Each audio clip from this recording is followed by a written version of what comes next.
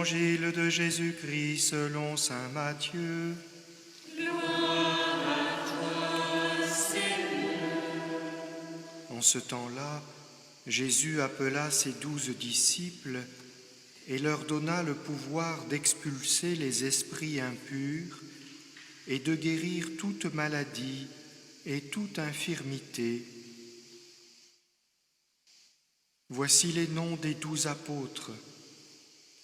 Le premier, Simon, nommé Pierre, André, son frère, Jacques, fils de Zébédée, et Jean, son frère, Philippe et Barthélemy, Thomas et Matthieu, le publicain, Jacques, fils d'Alphée, et Thaddée, Simon le Zélote, et Judas l'Iscariote, celui-là même qui le livra. Ces 12, Jésus les envoya en mission avec les instructions suivantes. Ne prenez pas le chemin qui mène vers les nations païennes et n'entrez dans aucune ville des Samaritains. Allez plutôt vers les brebis perdues de la maison d'Israël. Sur votre route, proclamez que le royaume des cieux est tout proche. Acclamons la parole de Dieu. Louange à toi, Seigneur Jésus.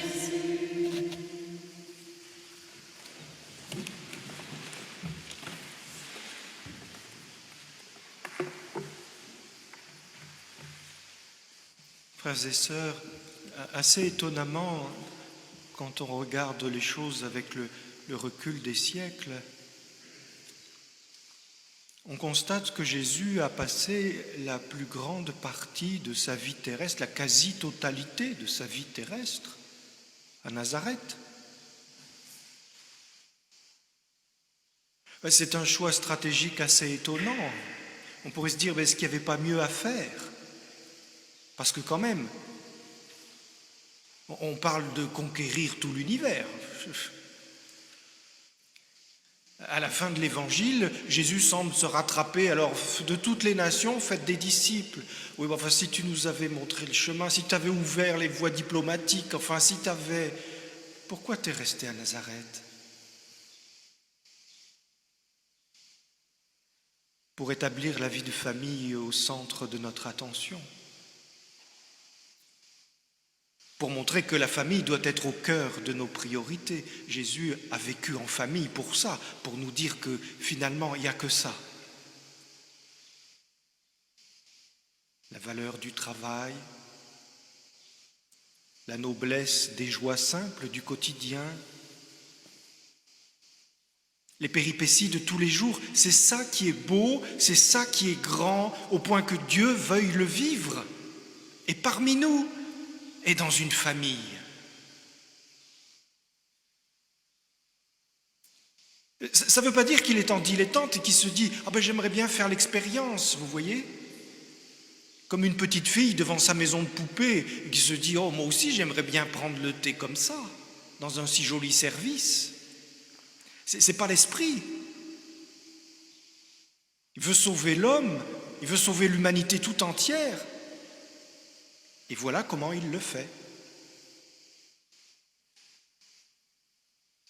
En choisissant de vivre dans une famille et de nous dire que tout part de là, mais surtout donc que tout se fait par là. Il s'agit bien de changer le monde, il s'agit bien de changer l'homme, et ça se fait par ces petites vies simples, discrètes, invisibles. Donc je crois que ça nous montre d'abord que notre gros problème avec le salut, c'est qu'on pense en termes d'échelle. On voit grand. Alors on se dit, il faut que tout le monde connaisse la bonne nouvelle, enfin tout le monde.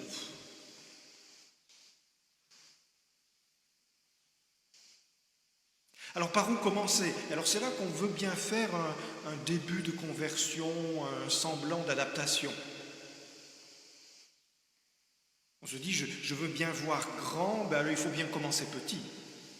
Oh, on peut avoir cette sagesse-là, ça arrive. Hein. Alors on se dit, commençons petit, ça deviendra grand. Mais Jésus, non. Vous voyez, il ne s'est pas dit, on va aller à Nazareth, et puis alors on poussera jusqu'à Capharnaüm, éventuellement jusqu'à Jérusalem, et puis rien, ben, il retourne. Je veux dire, même après la résurrection, il retourne. Hein. Les anges disent, bah, il vous attend en Galilée. Bah, il est rentré à la maison. Hein. Jésus ne voit que petit. Et il reste dans son bled, dans sa tribu, avec sa famille, avec ses amis, avec son peuple. D'ailleurs, c'est parmi les siens qu'il appelle ses disciples. C'est parmi ses disciples qu'il choisit les apôtres. Vous voyez, aujourd'hui, on dirait, il faut faire les choses bien, alors le collège des 12, alors il faudra un asiatique, il faudra un africain, il faudra un américain, enfin, et puis attention à la parité, parce que sinon ça va tout gâcher. Enfin, on a des grands projets, nous, hein, on voit les choses bien établies.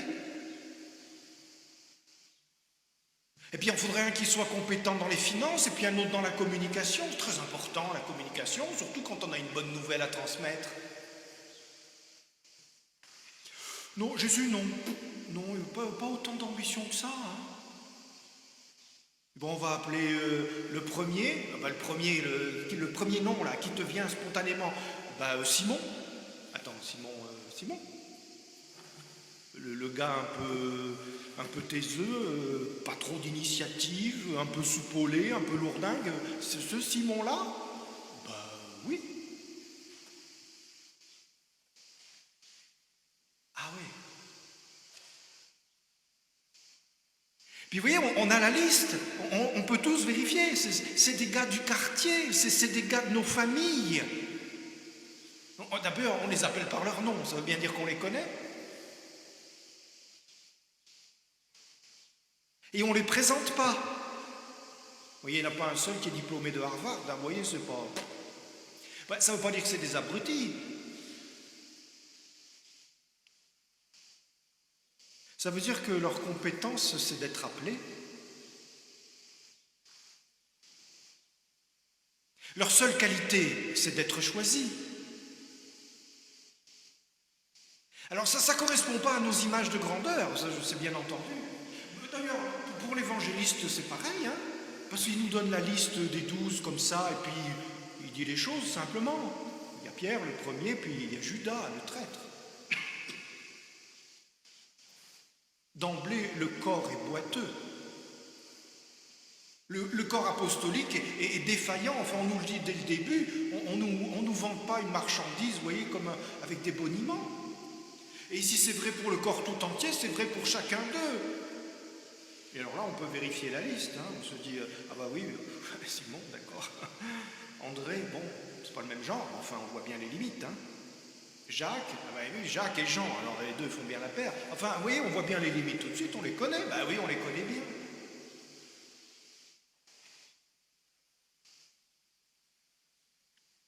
Alors Jésus, quand il appelle les apôtres, il nous dit, cessez de rêver des grandeurs imaginaires. Voyez petit, visez petit, pensez petit, vivez petit. Ça ne veut pas dire qu'il ne faut pas avoir d'ambition, ça veut dire qu'il faut placer nos ambitions là où elles devraient être. Parce qu'en fait, puisqu'on pense en termes d'échelle, disons-le simplement, il n'y a que Jésus qui est à la bonne échelle. À l'échelle du Père. La petitesse, c'est ce qui caractérise Dieu. Le Fils et ceux qui lui ressembleront, tous ces petits qui le feront exulter de joie, qui lui feront remercier à Dieu de leur révéler son secret de petitesse. Et si c'est Dieu, ben c'est le royaume.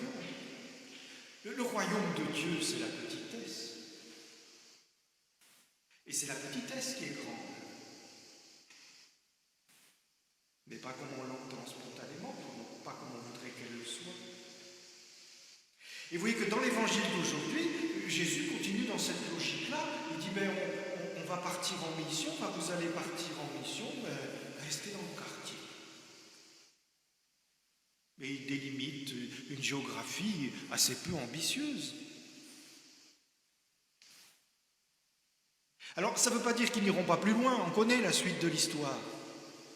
Ça veut dire qu'il faut bien nous rappeler ce que nous sommes et nous rappeler que c'est Jésus qui fait de nous ce que nous sommes simplement par son appel et par sa bénédiction. Peut-être le meilleur exemple pour rapprocher l'appel des 12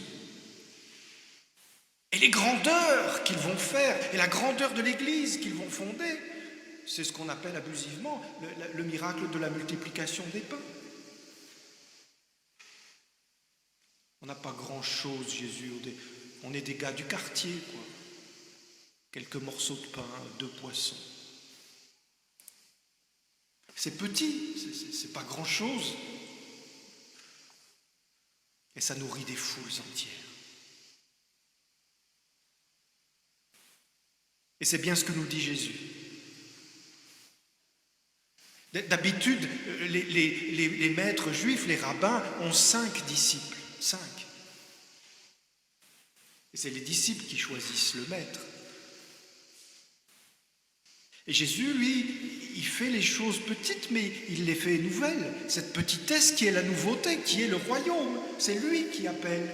Et il appelle 12 pour dire « je vais changer tout ».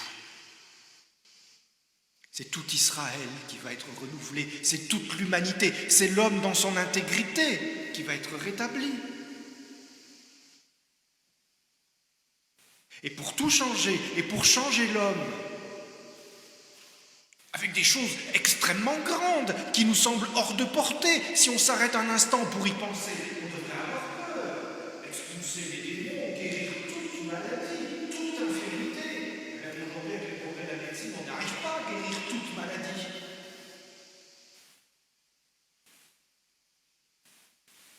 Jésus dit non, mais ça c'est rien.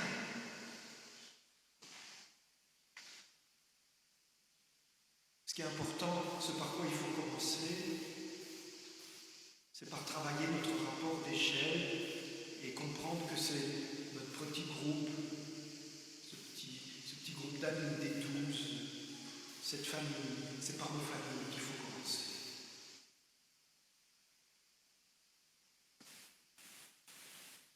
Et c'est pour ça que l'ennemi, qui a mis beaucoup de temps, tout malin qu'il soit, qui a mis beaucoup de temps à le comprendre, se déchaîne maintenant contre la famille. Si ça tombe tout en bas,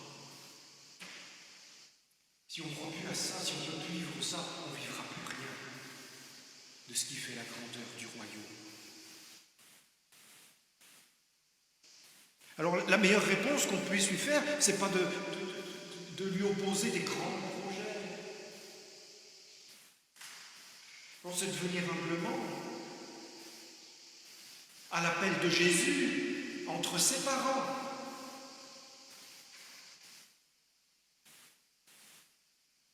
Et de mettre son nom à la suite de tous les autres noms, le beau livre des enfants de Dieu, le beau registre du ciel, des fils de l'Église, de se réjouir de cette seule joie qui est importante, c'est que notre nom est inscrit dans les cieux, c'est tout.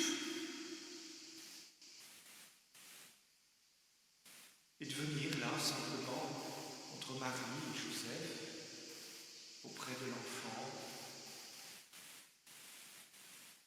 pour apprendre à devenir enfant, pour découvrir la grandeur du royaume, qui est la petitesse de l'esprit.